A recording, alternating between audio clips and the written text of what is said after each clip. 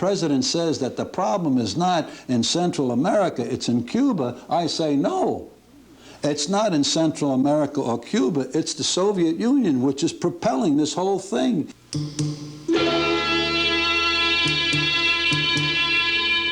On August 31st, 1983, the free world was shocked by the shooting down of a Korean jetliner with 269 passengers aboard by a Soviet Su-15 warplane. It took several days before the Soviet Union admitted to destroying the passenger plane with one of its heat-seeking missiles. Once again, the credibility of the Soviet Union and its president, Yuri Andropov, is suspect. A prophetic warning was issued in Buffalo just 11 days prior to the tragedy by former CIA agent Stanley Specker of Florida, who spent 16 years in Europe, assigned to the U.S. staff of the Soviet bloc. Specker, who was invited to Buffalo for a meeting of Dr. Kenneth Lipke's Gibraltar Forum, characterized Andropov, the one-time KGB chief. A very capable person. Andropov, Yuri was started in 1956, and I knew that when he was in Hungary. Nagy, who was the president at that time, escaped with his staff. Andropov says, all is forgiven, come on back.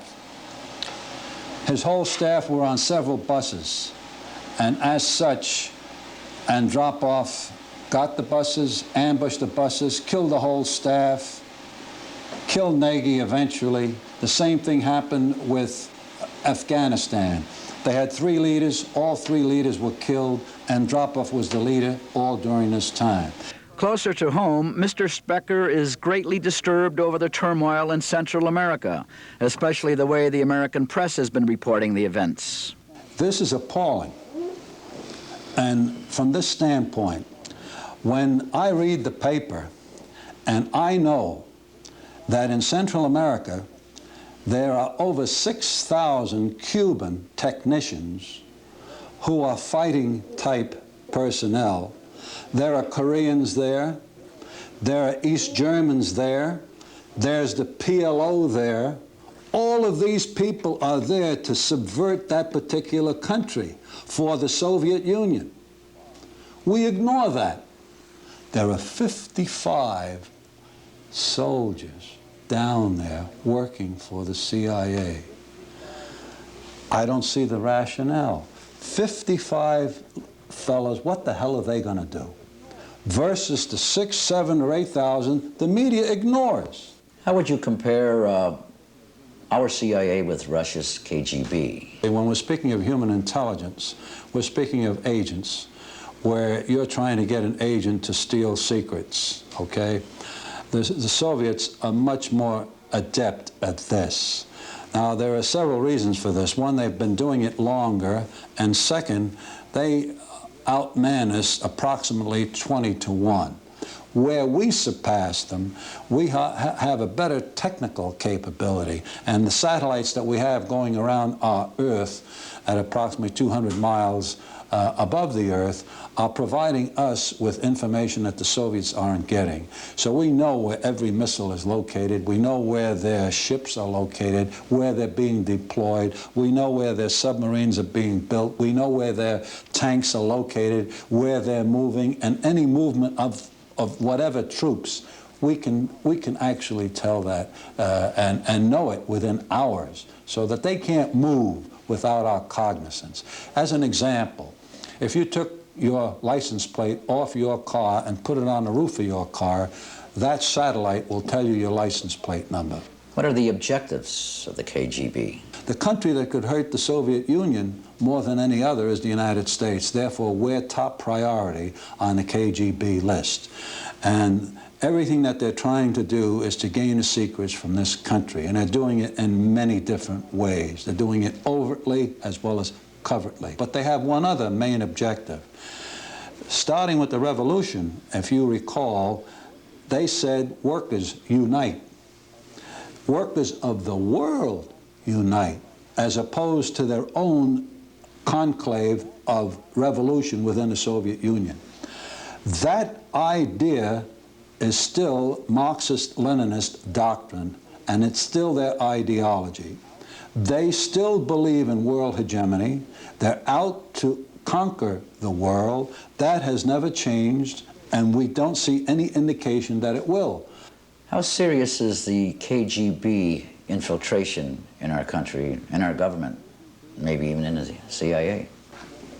The KGB has been capable of getting into every intelligence service of any merit. They've gotten into the British on the #2 man in the British service. In the West German service under Willy Brandt, his deputy was working for the KGB. In England, you have about 6 or 7 different types that were recruited by the #2 man, who is the homosexual. In our own, we have been penetrated. We have one of the satellites. The satellite is one of the most sophisticated satellites that we've ever attempted. And we had a young 27-year-old who took the whole training manual with everything that was contained regarding that particular apparatus and sold it to the Russians for $5,000, $6,000, $7,000. So we've been penetrated. Every intelligence services have been penetrated by them. How do you feel about the various movements underway today concerning arms buildup and the nuclear freeze, to name a few? I feel that the people, and I don't blame them, are coming out and saying, I think a nuclear freeze would be helpful. I think we ought to have a disarmament. But if you look at the history of the Soviet Union, going back to Yalta, they broke that agreement. They said there would be free elections. There were no free elections. After the war, we started to talk about détente. We had the weapon, they had the weapon. We finally got together and we said, we're going to have détente. This means mutual reduction of arms. This also means that we'll have no testing and that we will have peace. None of that happened. They broke that treaty. They broke the treaty at Helsinki. When we put in détente, they broke that. We had an ABM treaty, they broke that. So now, because they break the treaty, we have to break the treaty. This country is going to build somewhere between 3,000 and 7,000 cruise missiles, and I don't care whether there's a détente, treaty, disarmament, freeze, whatever, those missiles are going to be built. Because now we are depending, as far as integrity, on our satellite coverage to tell us whether the Russians are cheating or not. A much asked question is why the American people don't know more about the clandestine operations of the CIA. Well, if we are going to reveal, I wouldn't even go as far as the American people. Congress, the Senate, and the congressmen are saying, we want to know more. The time when it comes that the Senate and the Congress is running the CIA, then we're in dire straits. One, they're politicians. They know nothing of foreign policy, and they know less about clandestine operations. And for them to be telling us how one should be doing this and using morality as an issue leaves us in left field. So they've got to get out of the intelligence business if we are to survive. Mr. Specker concluded his interview with a warning to those Americans who may be apathetic to the ways and means of the Russians. They're aggressive, and they are considering world hegemony. I can tell you that in interviewing and getting reports from Soviet defectors, Soviet KGB officers, they say, you people are stupid. You know what we're doing. You know what our objectives are. You know what we're going to do. Here's where we're going. Here's how we're going to get there. And they tell us. Every one of them is telling us that they're going to win. That's the attitude that they have. The American, I don't want to fight. I don't want anything. I don't want another Vietnam. What's with you? This is our attitude. And if we continue with this attitude, then perhaps your children are going to start learning how to speak Russian. I have R&R with the slow gens. Adola has R&R with the slow gens. Intelligent reports 2 Bear Deltas. Delta 01, Reno.